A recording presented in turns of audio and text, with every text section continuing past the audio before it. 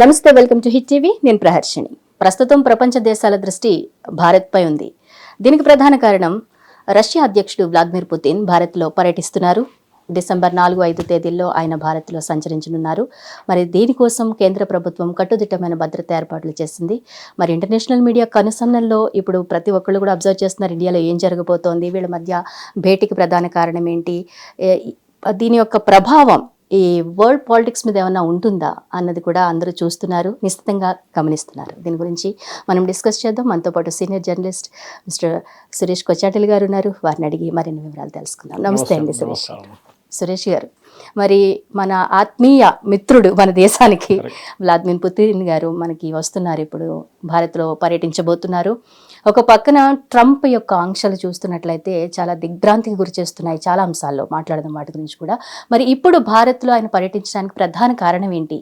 ఈ భేటీ వల్ల భారత్కి ఎలాంటి ఉపయోగాలు కలగబోతున్నాయి అంటే మీరేం చెప్తారు?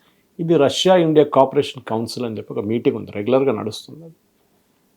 పుటిన్ గారు లాస్ట్ భారతదేశానికి వచ్చింది 2021 అనుకుంటాను నేను, కోవిడ్ తర్వాత జస్ట్. కానీ మోదీ పుటిన్ భారతదేశం కాకుండా బయట కూడా సమ్మిట్లు, కాన్ఫరెన్సెస్లు, అది ఇది బయలాటరల్ మీటింగ్ అన్నీ కలిపితే 11 సంవత్సరాల్లో మోదీ గారు పరిపాలించిన దాంట్లో 17 సార్లు కలిసారు వీళ్ళు. ఆలోచించండి. సో మనం అనుకుంటాను పుటిన్ గారు 5 సంవత్సరాల తర్వాత వస్తున్నాయి కాదు, ఇప్పుడు మన SCO సమ్మిట్లో మీట్ అయ్యారు అందరు. సో భారతదేశంలో కలవడం అనేది ఇంకో మాట. అది ఎందుకంటే రష్యా మీద యుక్రెయిన్ వార్ మొదలైనప్పటి నుంచి లాస్ట్ 3 సంవత్సరాల నుంచి చాలా మట్టుకు వాళ్ళ మీద రెస్ట్రిక్షన్ పెట్టారు, ట్రావెల్ రెస్ట్రిక్షన్ పెట్టారు.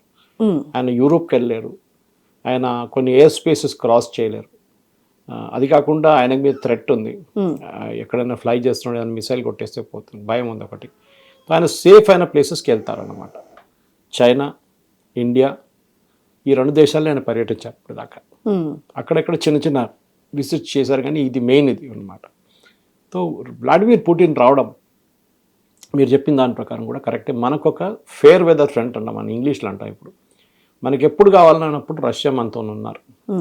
71లో బంగ్లాదేశ్ లిబరేషన్ జరిగినప్పుడు US వాళ్ళు 7th ఫ్లీట్ పంపించారు ఎయిర్క్రాఫ్ట్ క్యారియర్తో సహా బే ఆఫ్ బెంగాల్లో, మన సైన్యాన్ని భయపడిపిస్తాం కొంచెం అని చెప్పేసి. కానీ అప్పుడు దాకా రష్యన్ సబ్మెరీన్స్ వచ్చి చిటగాంగ్ వైపు కూర్చున్నారు. వాళ్ళు తెలిసిపోయింది USకి, వాళ్ళు రాలేకపోయారు, 7th ఫ్లీట్ వెళ్ళిపోయింది రిటర్న్. అది కాకుండా మనం 1960 నుంచి 70 నుంచి కూడా మనం రష్యా దగ్గర నుంచి చార్మట్కి ఆయుధాలు కొంటున్నాం. ఆ టైంలో లోకం స్ప్లిట్ అయి ఉండే కోల్డ్ వార్ ఎరాలో, ఒకవైపు US, ఇంకోవైపు సోవియట్ యూనియన్, అప్పుడు USSR. వీళ్ళిద్దరు నడిమిట్లో కోల్డ్ వార్ నడుస్తుండే. నడిమిట్లో ఏమో నాన్ అలైన్ మూవ్మెంట్ అని చెప్పి యూగోస్లావియా, భారతదేశం, కొన్ని రాష్ట్రాలు మన అక్కడ లేవు ఇక్కడ లేవు అని చెప్పి నడిమిట్లో ఉన్నది. కానీ కొన్ని సంవత్సరాల తర్వాత USSR పోయింది, సోవియట్ యూనియన్ పోయింది, ఇప్పుడు రష్యా వచ్చేసారు. రష్యా దగ్గర ఉన్న పవర్ చాలా తక్కువ ముందుకన్నా, కానీ పవర్ ఉందనుకోండి. కానీ తజాకిస్తాన్, ఉజ్బెకిస్తాన్, యుక్రెయిన్, చాలా దేశాలు వచ్చేసినాయి, చిన్న చిన్న ముక్కలుగా అయిపోయినాయి. రష్యా ఇప్పుడు కూడా ఇట్స్ క్వైట్ బిగ్. కానీ యుక్రెయిన్ వార్ మొదలైనప్పటి నుంచి రష్యా పొజిషన్ వీక్ అయిపోయింది. 2-3 కారణాలు దానికి. ఒకటి, ఒక వారం లోపల 10 రోజులు అయిపోతుంది అనుకున్న వారు ఆగట్లేదు, 3 సంవత్సరాలు అయింది ఇప్పుడు. ఇటువైపు 1,00,000 మంది కన్నా ఎక్కువ చనిపోయారు రష్యన్ సోల్జర్స్, 1,00,000 మంది కన్నా ఎక్కువ. అటువైపు కూడా 1,00,000-1,50,000 మంది యుక్రెయినియన్ సోల్జర్స్ చనిపోయారు. 2 వైపు నాశనం జరిగిందనమాట. ఇక్కడ కూడా చాలా మటుకు డ్యామేజ్ జరిగింది. రష్యన్ బాంబర్స్ మీద దాడి చేశారు వాళ్ళు, డ్రోన్స్ పెట్టుకుని. ఇటువైపు ఏమో బిల్డింగ్లు కానివ్వండి, పవర్ స్టేషన్స్ హిట్ చేశారు యుక్రెయిన్ వైపు. ఇద్దరికి మొత్తం డ్యామేజ్. కానీ ఇప్పుడు ఫైనలీ ఒక ఆల్మోస్ట్ ఒక ఒప్పందానికి రాబోతున్నారు. ప్రెసిడెంట్ ట్రంప్ 28 పాయింట్లు పెట్టి ఒక డీల్ తయారు చేశారు. దాని డిస్కషన్స్ నడుస్తుంది. కానీ రష్యా ఆగట్లేదు, వారు ఇప్పుడు కూడా నడుస్తుంది. నిన్న కూడా వాళ్ళు బాంబింగ్ చేశారు, యుక్రెయిన్ వైపు నుంచి కూడా బాంబింగ్ జరిగింది. కానీ రష్యా డైలీ ఇప్పుడు కొంచెం ఫాస్ట్గా మూవ్ అవుతున్నారు యుక్రెయిన్ టెరిటరీలో. ఇప్పుడున్న యుక్రెయిన్లో 19%, 19% ఆఫ్ యుక్రెయిన్ రష్యా దగ్గర ఉంది ఇప్పుడు. ఇది ముందు నుంచే రష్యా అడుగుతున్నారు. అంటే మా వైపు ఉన్న డాన్స్ కానీ మిగతా రీజన్స్ కానీ జఫ్రోసియా అంతా రష్యన్ స్పీకింగ్ ఏరియాలో వస్తుంది. అంటే వాళ్ళు రష్యన్ మాట్లాడతారు. సరే మీ వైపు యుక్రెయిన్ ఉండొచ్చు, కానీ ముందు వాళ్ళు రష్యాలో ఉండే, అంటే USSRలో ఉండే. మీరు వాళ్ళు మాకు ఇచ్చేసేయండి, అప్పగిచ్చేసేయండి, ఏముండదు. కాదు మేము ఇవ్వమని చెప్పారు. అక్కడ మొదలైన వారు. ఇంకోటి ఏంటంటే వార్ స్టార్ట్ కావడానికి కారణం నేటో ఫోర్సెస్. యుక్రెయిన్ ఏం చెప్పారంటే మేము నేటోలో చేరిపోతున్నాను. Russia said no way. ఎందుకంటే రష్యా పక్కన ఒక నేటో నేషన్ ఉండడం చాలా డేంజరస్. నేటో ఫిలాసఫీ ఏంటంటే ఒక్క నేటో రాజ్యం మీద దాడి చేస్తే మిగతా అన్ని నేటో రాజ్యాలు వచ్చి వాళ్ళని ప్రొటెక్ట్ చేస్తారు. ఓ. సో అది చాలా డేంజరస్ రష్యాకి. సో రష్యా ఏం చెప్పారంటే వీళ్ళు ఎట్టి పరిస్థితుల్లో యుక్రెయిన్ని నెటోలో వెళ్ళలేం. కానీ ఆ టైంలో యూరోప్ వాళ్ళు, ఫ్రాన్స్, జర్మనీ, యుఎస్ కూడా కాదు చేయాల్సిందే అని చెప్పి చేశారు. ఏమైంది లాస్ట్లో ఇప్పుడు జెలెన్స్కీ రోడ్ మీద వచ్చేసిండు. Now he sitting in France, beg చేస్తుంది లిటరల్లీ. ఏం చెప్తారు, నాకు ప్లీజ్ ఇది ఎట్లా నాకు ఫినిష్ చేయండి అయిపోయిందంత అని చెప్పి. కరప్షన్ ఛార్జెస్ చాలా ఉన్నాయి జెలెన్స్కీ మీద. ఆయన సతీమణి వైఫ్ ఇస్ 5-star షాపర్. ఆమె గుచ్చి బ్యాగుల కన్నా ఏమి తక్కువ తీసుకోదు. వాషింగ్టన్కి వెళ్ళినప్పుడు, ఫ్రాన్స్కి వెళ్ళినప్పుడు, ప్యారిస్కి వెళ్ళినప్పుడు అంతా షాపింగ్ చేస్తుంది. ఇది వాళ్ళ దేశం యుద్ధంలో ఉన్నారు, తినడానికి తిండి లేదు అక్కడ ప్రాపర్గా. కానీ డబ్బులు వస్తున్నాయి యూరోప్ నుంచి, విపరీతంగా డబ్బులు యూరోప్ నుంచి, యూఎస్ నుంచి కూడా డబ్బులు వస్తున్నాయి. యూఎస్ ట్రంప్ వచ్చిన తర్వాత ఆపేసింది, కానీ దానికన్నా ముందు ఈ అమౌంట్ అంతా చాలా మటుకు డైవర్ట్ చేసుకున్నాం. యుద్ధంలో వాడుకోవాల్సిన డబ్బులని స్విట్జర్లాండ్లో ఒక పెద్ద షాతో తీసుకున్నారు. అంటే ఒక పెద్ద బిల్డింగ్ అనుకోండి, గేటెడ్ కమ్యూనిటీలో మన దగ్గర 5 బిల్డింగ్లు కలిపితే ఎంత ఉంటే అంత. రూమర్ ఏంటంటే ఇదంతా అయిపోయిన తర్వాత ఆయన అక్కడ పారిపోతాడని Zelensky. At the same time Putin problem ఎక్కడంటే, పుటిన్లో రష్యన్ వార్ మిషనరీ చాలా మటుకు దెబ్బతిన్నది. వాళ్ళు ప్రొడక్షన్ చేయలేకపోతున్నారు, ఎందుకంటే వాళ్ళ మీద శాంక్షన్స్ పెట్టారు. ఒకటి monetary, physical sanction. Monetary sanction ఏమైందంటే వాళ్ళ దగ్గర ఉన్న $300 మిలియన్ కానీ ఎక్కువ యూరోపియన్ బ్యాంక్స్లో ఉండే. అంటే రష్యా ఇంటర్నేషనల్ ట్రేడ్ చేసుకున్నాడు, అక్కడ బ్యాంకులు వేసుకున్నారు. ఈ యుద్ధం మొదలైనప్పుడు ఆ అకౌంట్ మొత్తం ఫ్రీజ్ చేసేసారు యూరోపియన్ యూనియన్. రష్యా వాళ్ళ దగ్గర నుంచి వాళ్ళ డబ్బులు బ్యాంకులో ఉండి అది ఇప్పుడు వీళ్ళు వాడుకుంటున్నారు. ఆలోచించండి, మీరు మీ బ్యాంక్ అకౌంట్ ఇంకో ప్లేస్ వేసారు, వాడితో కొట్లాడైతే వాడు ఎట్లా వాడుకుంటారు, మీ అకౌంట్ వాడుకుంటున్నారు. 300 మిలియన్ పోయింది రష్యా దగ్గర నుంచి. సరే అని చెప్పి అది కూడా పక్కన పెడితే కూడా ఇప్పుడు కూడా వార్లో చాలా మటుకు యూరోప్ హెల్ప్ చేస్తున్నారు జెలెన్స్కీని.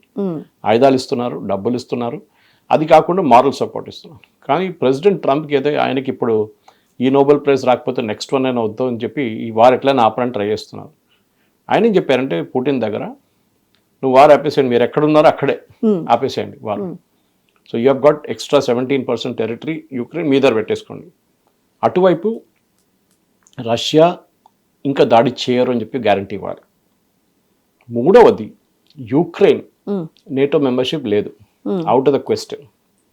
నాలుగవది, యుక్రెయిన్ ఆర్మీ 6 లక్షల మంది కన్నా ఎక్కువ ఉండకూడదు. అది నాకు కండిషన్ అర్థం కావట్లేదు అది ఏంటండి. ఎందుకంటే వాళ్ళ దగ్గర ఉన్న ఎవరు లేరు, చనిపోయిన అందరు సోల్జర్స్ అందరూ చనిపోయారు, ఇంకా 6 లక్షల మంది ఎక్కడ తీసుకొస్తారు వాళ్ళు? నెక్స్ట్ జనరేషన్ పుట్టి పెరిగిన తర్వాతనే ఆర్మీలో జాయిన్ అవుతారు. ఓకే, సో అదొకటి. ఐదోది ఏంటంటే టెరిటరీ డిస్ప్యూట్స్ ఉన్నాయి యుక్రెయిన్ రష్యా నడిమిట్లో, అది సెటిల్ చేయవచ్చు కావాలంటే అక్కడెక్కడ మాట్లాడుకుంటాం.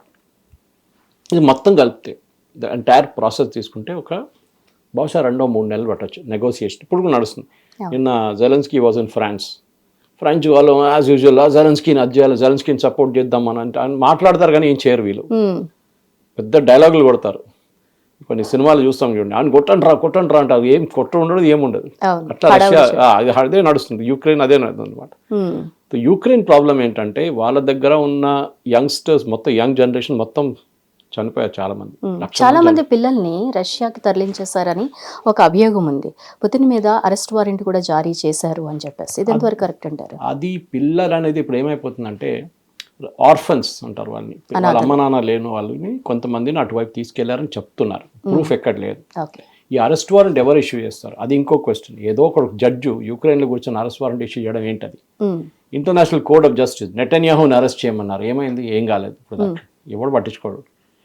ప్రాబ్లం ఎక్కడ వస్తుందంటే యుక్రెయిన్ చేసిన తక్కువ కాదు, యుక్రెయిన్ చేసిన అత్యాచారాలు కూడా చాలా ఉన్నాయి. కానీ దాని పక్కన పెట్టి ఇప్పుడు జరిగింది.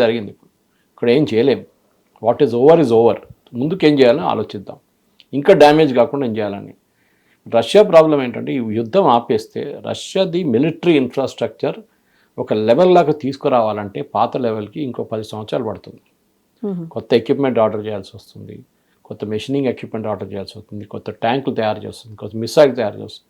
ఇప్పుడు వారు మిసైల్స్ నార్త్ కొరియా దగ్గర నుంచి, ఇరాన్ దగ్గర నుంచి తీసుకుంటున్నారు, కొన్ని టర్కీ దగ్గర నుంచి తీసుకుంటున్నారంట. డ్రోన్స్ కొనుక్కుంటున్నారు. వాళ్ళ దగ్గర కెపాసిటీ లేదు ప్రొడక్షన్. ఇప్పుడు డబ్బులు లేవు నెక్స్ట్ ప్రొడక్షన్కి కావాల్సిన మెటల్ పార్ట్స్ కానివ్వండి, ఇంజిన్ కానీ ఏం లేవు వాళ్ళ. సో వాళ్ళు ఏం చేస్తున్నారు ఇప్పుడు ఈ విజిట్లో అగ్రిమెంట్లు ఏం సైన్ చేయట్లేదు భారతదేశం ఇంకా రష్యా అగ్రిమెంట్ ఏం సైన్ చేయలేదు. దే కొంచెం డిస్కస్ సర్టన్ థింగ్స్ అనమాట. అది ఇప్పుడు చెప్తున్నారు, ఇది రేపు వచ్చేస్తారు కదా. So they discussing certain. ఏంటి ఆ డిస్కషన్ అంటే ఒకటి డిఫెన్స్ కోఆపరేషన్. అది ఫస్ట్ నుంచి నడుస్తుంది. కానీ ఏంటి డిఫెన్స్ కోఆపరేషన్ అంటే ఒకటి మన దగ్గర పాత ఒక అగ్రిమెంట్ ఉండే, ఇండియాలో ఏదైనా న్యాచురల్ డిజాస్టర్ జరుగుతాయి, భూకంపం వచ్చినా వరదలు వచ్చినా రష్యా వాళ్ళ ప్లేన్స్ అన్ని మన వైపు పంపించి హెల్ప్ చేస్తారు. మనం కూడా అటువైపు కూడా అదే సైన్ చేసాం. మనకు అమెరికాతో కూడా ఇదే అగ్రిమెంట్ ఉంది మనకి, కొత్తదేం కాదు. రెండోది చాలా ఇంపార్టెంట్ అంటే రష్యన్ టెక్నాలజీ మనకి ఇవ్వడం. ఇది రెండు కాంపోనెంట్స్లో వస్తుంది. ఒకటి Su-57 Russia latest 5th generation fighter. మన దగ్గర ఇప్పుడు ఉన్నది Rafale is only 3rd generation fighter, 3.5 అని చెప్పొచ్చు. 4th జనరేషన్కి రాలేదు మన ఇంకా. అటువైపు చైనా ఏమో 5th జనరేషన్ తయారు చేశారని చెప్తున్నా ఎవరికి తెలియదు, చేశారు కానీ చైనీస్ ఎప్పుడు నమ్మలేదు మనం. అదే టైం పాకిస్తాన్ వైపు Russian Chinese aircraft Pakistan supply చేస్తున్నారు. ఇప్పుడు మనకు ఒక థ్రెట్ అది. మనకు కూడా 5th జనరేషన్ కావాలి, కానీ దాన్ని ఎక్కడ తయారు చేస్తారు? రష్యాలో చేయలేరు. ఈ పరిస్థితుల్లో ఇప్పుడున్న పరిస్థితుల్లో రష్యాలో ప్రొడక్షన్ ఇస్ ఇంపాసిబుల్. రష్యా ఏం ప్రపోజ్ చేస్తున్నారంటే ఈ ప్రొడక్షన్ మొత్తం ఇండియాకి షిఫ్ట్ చేద్దాం, హెచ్ఏఎల్ దగ్గరికి. హెచ్ఏఎల్ ఆల్రెడీ మిగ్ తయారు చేస్తున్నారు, ఎప్పటి నుంచో మిగ్ వాళ్ళు చేస్తున్నారు. కంప్లీట్ టెక్నాలజీ ట్రాన్స్ఫర్ మీకు ఇచ్చేస్తూ ఉంటున్నారు. ఎయిర్క్రాఫ్ట్తో సహా మొత్తం డిజైన్లతో సహా అన్నీ మీకు ఇచ్చేస్తాం. మేము కూడా కొన్ని ఎయిర్క్రాఫ్ట్ ఫస్ట్ ఒకటో రెండు స్క్వాడ్రన్, ఒక స్క్వాడ్రన్ అంటే 16 ఎయిర్క్రాఫ్ట్, ఒకటో రెండు స్క్వాడ్రన్ మీకు ఇచ్చేస్తాం. దాని తర్వాత మనం జాయింట్ వెంచర్ చేసుకోవచ్చు. మనం బ్రహ్మోస్ అనేది project Russian project, Indian project. అది కంబైన్ 51% ఇండియా దగ్గర ఉంది, 49% రష్యా దగ్గర ఉంది. బ్రహ్మోస్ పేరే బ్రహ్మపుత్ర ఒక రివర్, మొస్కోవా అని చెప్పి వాళ్ళ దగ్గర ఇంకో రివర్ ఉంది. రెండు కలిపి బ్రహ్మోస్ అని చేశారన్నమాట. సో ఆ జాయింట్ వెంచర్ అది చాలా సక్సెస్ఫుల్గా నడుస్తుంది. మనకు తెలిసింది ఆపరేషన్ సింధూర్ టైంలో బ్రహ్మోస్ చాలా బాగా యూజ్ చేసాం మనం. మూడోది ఏంటంటే ఎక్విప్మెంట్ మనకు కావాల్సింది S-500. మనం ఈ ఆపరేషన్ సింధూర్లో S-400 వాడే మనం. S-400 అనేది ఒక anti missile system, anti aircraft system. అంటే పాకిస్తాన్లో ఒక ప్లేన్ ఒక పాకిస్తాన్ ఎయిర్పోర్ట్ నుంచి రన్వే నుంచి టేక్ ఆఫ్ చేస్తే కూడా వీళ్ళు ట్రాక్ చేయవచ్చు. ఇక్కడ నుంచి S-400 రాడార్ ట్రాక్ చేస్తుంది. ఎక్కడో అది 300 కిలోమీటర్ దూరం ఉంటుంది, ట్రాక్ చేస్తారు, టేక్ ఆఫ్ చేస్తారు. భారతదేశం వైపు వస్తున్నారా లేదా ఇట్స్ డిఫరెంట్ థింగ్. కానీ ఒక టైంకి వచ్చిన తర్వాత తెలిసిపోతుంది భారతదేశం వైపు వస్తుంది అనగానే వీళ్ళు మిసైల్ లాక్ చేసేస్తారు దానికి. దీని నుంచి ఒక మిసైల్ షూట్ చేస్తారు. ఆ మిసైల్లో దాని టెలిమెట్రీ ఉంటుంది, అంటే దాని రాడారు, దానికి గైడెన్స్ సిస్టమ్ అన్నీ ఉంటుంది. అది లాక్ చేసేస్తారు ఎయిర్క్రాఫ్ట్. అది దాని వెంట పడుతుంది, ఎక్కడ పోయినా కానీ దాని వెంట పడి దాన్ని కొట్టేస్తుంది. సో అదే చేసాం మనం ఈసారి. పాకిస్తాన్ నుంచి వచ్చిన మిసైల్స్ కూడా మనం ఆపాం చాలా మటుకు, కానీ చాలా ఎక్స్పెన్సివ్. ఒక బ్రహ్మ ఒక S-400 వాడితే $500,000 పోతాయి. సో మీరు ఒక ఈగను కొట్టడానికి పెద్ద ఒక చుత్త తీసుకొచ్చి కొట్టడం కాదు, చేతులను కొట్టచ్చు, లేకుంటే పేపర్ తీసుకొని కొట్టచ్చు. సో ఏది మంచిదని సొల్యూషన్ మనం తెచ్చుకోవాలి. మన దగ్గర ఆకాశ్ ఉండే which is anti missiles, drones ఆపారు చాలా మటుకు, యాంటీ ఎయిర్క్రాఫ్ట్ గన్స్ వాడాము మనం. సో రష్యా దగ్గర నుంచి మనకి 2 పీసెస్ ఆఫ్ ఎక్విప్మెంట్ చాలా క్రూషియల్. ఒకటి Su-57 కావండి, నెక్స్ట్ జనరేషన్ Su-58 కూడా ఇస్తే బాగుంటుంది. నెక్స్ట్ ఇస్ S-500 కూడా వాళ్ళు ఏమంటున్నారంటే వాళ్ళ దగ్గర చెప్పట్లేదు ఓపెన్గా, కానీ వాళ్ళు ఏమంటారు మీకు మొత్తం టెక్నాలజీ ట్రాన్స్ఫర్తో సహా ఇచ్చేస్తాం, బ్లూ ప్రింట్లు అన్నీ ఇచ్చేస్తాం, మనం ఇద్దరు కలిసి తయారు చేసుకుంటాం, లేకుంటే మీరే తయారు చేసుకోండి. అది కూడా సేమ్ ప్రాబ్లం, ఎందుకంటే రష్యా దగ్గర ఇప్పుడు ప్రొడక్షన్ కెపాసిటీ లేదు. రేపు బహుశా ఇది కూడా జరగచ్చు. వాళ్ళు ఏమంటారు, ఒక దీంట్లో మీరు తయారు చేస్తున్న ఒక దాంట్లో ఒక 2 మాకు ఇచ్చేసేయండి, 2 పర్టికులర్ బ్యాటరీస్, అది మేము ఎవరికైనా అమ్మేసుకుంటాం రేపు. ఓకే, వీళ్ళ ఇండోనేషియాకో ఫిలిప్పీన్స్కి మనం ఆల్రెడీ చేసాం. మన బ్రహ్మోస్ మనం ఆల్రెడీ ఇండోనేషియాకి సప్లై, ఫిలిప్పీన్స్కి సప్లై చేస్తున్నాం. మనం 2 బ్యాటరీ సప్లై చేస్తాం. మనం ఇంకా 2 చేయొచ్చు కావాలంటే. సో ఈ ఇంపోర్ట్ కూడా చేయొచ్చు, మన ఎక్స్పోర్ట్ కూడా చేయొచ్చు. అదే టైం రష్యా వైపు నుంచి మనకు కోఆపరేషన్ కూడా వస్తుంది. So these are the broad parameters అనమాట. ఇప్పుడు కానీ చాలా క్లియర్గా రష్యన్ సైడ్ కానీ ఇండియన్ సైడ్ కానీ బ్రీఫ్ చేసి, నిన్నటి బ్రీఫింగ్లో కూడా ఇప్పుడు కూడా నేను వస్తున్నప్పుడు వాళ్ళ స్పోక్స్ పర్సన్ మాట్లాడుతున్నది విన్నాను. అగ్రిమెంట్లు ఏం సైన్ చేయరు, సంతకం ఏం పెట్టరు, కానీ ఈ డిస్కషన్ అంతా జరిగిన తర్వాత ఒక మినిస్ట్రీ లెవెల్లో సంతకాలు పెట్టడం అంతా ఉంటుంది. ప్రైమ్ మినిస్టర్ సంతకం ఎప్పుడు పెట్టరు, నాట్ ప్రెసిడెంట్ పుటిన్, ఆయన సైన్ చేయరు, వాళ్ళ సెక్రటరీలు సైన్ చేస్తారు. సో మేజర్ డిస్కషన్ జరుగుతుంది. అది మెయిన్లీ రష్యా ఏం వెయిట్ చేస్తున్నారంటే రష్యా యుక్రెయిన్ వార్ ఎండ్ అవడానికి వెయిట్ చేస్తున్నారు. అది బహుశా ఫిబ్రవరి దాకా అవడానికి వెయిట్ చేస్తున్నారా? కానీ ఆయన ఏమో ఒక పక్కన 3వ ప్రపంచ యుద్ధానికి కాలు దువ్వుతున్నట్టుగా యూరోప్ దేశాలతో యుద్ధానికి మేము సిద్ధం, ఎవరైనా అంతగా ఇష్టపడితే అంటే కోరుకుంటుంటే నేను రెడీ అని చెప్పి గేమ్ ఆఫ్ బ్లఫ్ అంటారు దాన్ని. ఓకే, మనం కార్డులు ఆడతాం చూడండి, ప్యాక్ కార్డు. మన దగ్గర ట్రంప్ లేకున్నా కానీ, మన దగ్గర మంచి కార్డు లేకున్నా కానీ మనం మొక్క మీద ఎప్పుడు అది చూపించాం, ఎక్స్ప్రెషన్ చూపించాం. మన దగ్గర చాలా బాగా కార్డులు ఉన్నాయి చూసుకుంటాం, మేకపోతే గంభీర్యం అంటారు. అది అక్కడ ఏం ఉండదు. కానీ Okay. అది పుటిన్ కూడా అంతే. Okay. ఆయనకి కోపం ఏంటంటే యూరోప్ మీద కోపం ఉంది, జెలెన్స్కీ కన్నా ఎక్కువ యూరోపియన్ లీడర్స్ మీద కోపం. ఎందుకంటే వాళ్ళు ఈ వార్ పొడిగించారు.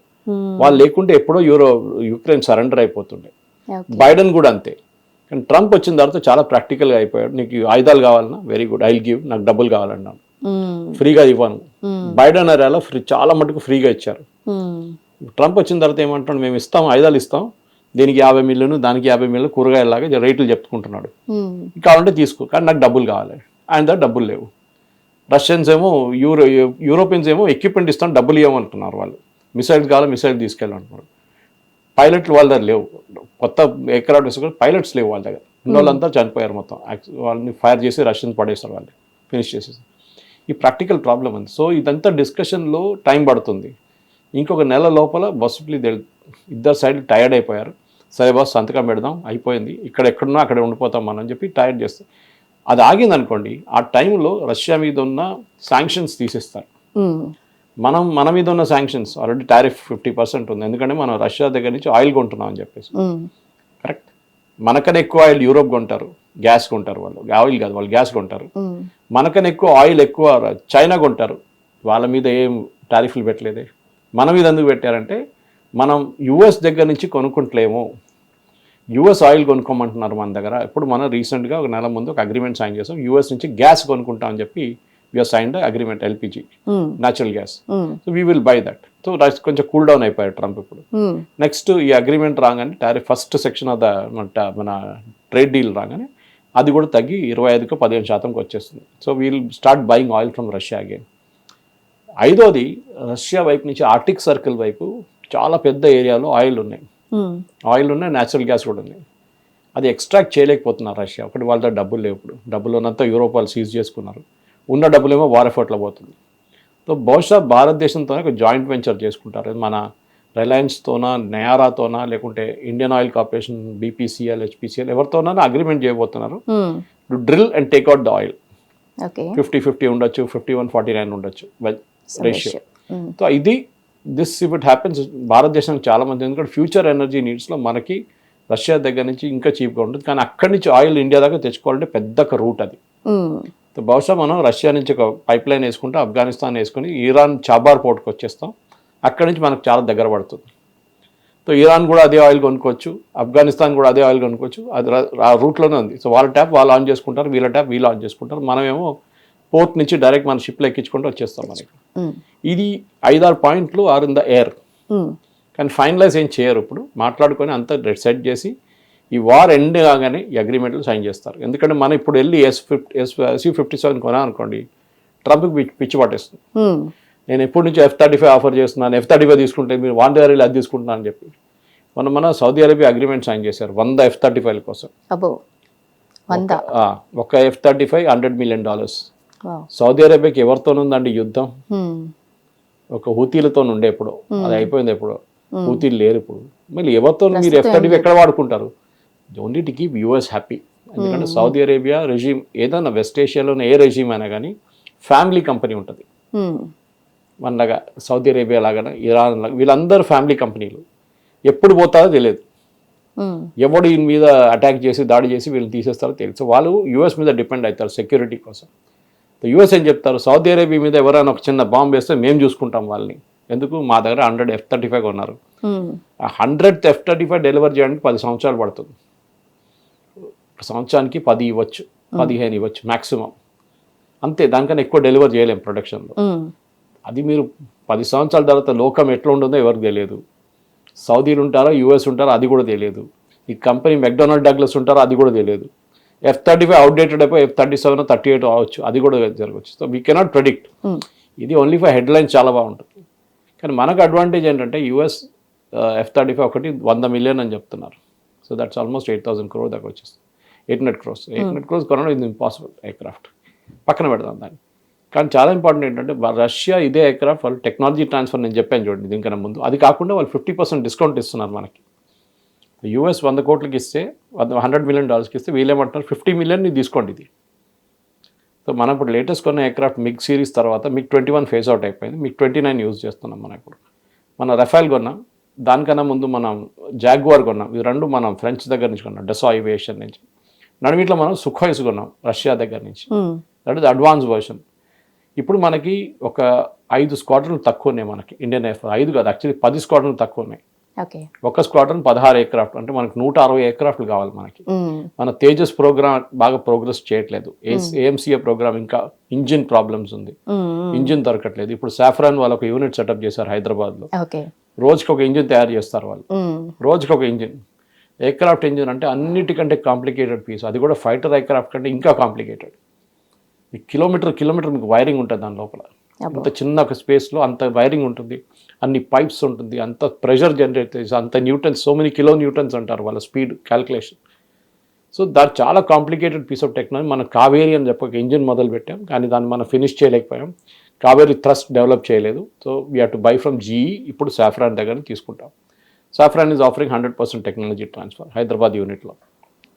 అన్నీ చూసుకుంటే when you look at the bigger picture అంటాం ఇంగ్లీష్లో, పుటిన్ విజిట్ ఒక సింబాలిక్ విజిట్ కూడా. ఎందుకంటే ఇక్కడ వచ్చినప్పుడు వాషింగ్టన్ డెఫినెట్లీ ప్రెసిడెంట్ ట్రంప్ చూస్తూనే ఉంటారు, అచ్చా వీళ్ళు మళ్ళీ రష్యా దగ్గర వెళ్ళారా. హిట్ టీవీ యాప్, ఇందులో short news, live news, entertainment shows, movies, digital magazines తో పాటు మీ జిల్లా వార్తలను కూడా ఫ్రీగా చూడొచ్చు. ఇంకెందుకు ఆలస్యం, వెంటనే హిట్ టీవీ యాప్ ని డౌన్లోడ్ చేసుకుని ఫ్రీగా ఎంటర్టైన్మెంట్ పొందండి. Hit TV app, hit TV app, please download hit TV app. Hit TV యాప్ని ఫ్రీగా డౌన్లోడ్ చేసుకొని ఎంజాయ్ చేయండి. మీకు నచ్చిన ఎంటర్టైన్మెంట్ కోసం హిట్ టీవీ యాప్ ని ఫ్రీగా డౌన్లోడ్ చేసుకుని ఎంజాయ్ చేయండి. హిట్ టీవీ యాప్ని డౌన్లోడ్ చేసుకుని ఆస్వాదించండి, ఆశీర్వదించండి. ఇంతమంది సెలబ్రిటీలు హిట్ టీవీ యాప్ ని డౌన్లోడ్ చేసుకోండి అని చెప్తున్నారంటే ఎంత మంచి యాప్ ఆలోచించండి. అమెరికా అమెరికా అమెరికా అమెరికాలో చదవాలనుకునే వాళ్ళకి విశ్వసనీయమైన పేరు మన శౌర్య కన్సల్టెన్సీ.